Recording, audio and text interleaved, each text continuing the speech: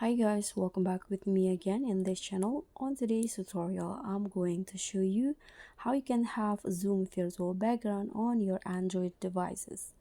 So here I've already on the Zoom app and I'm going to start a new meeting to show you how you can have that virtual background. Let's tap on start a meeting and wait for it to connect.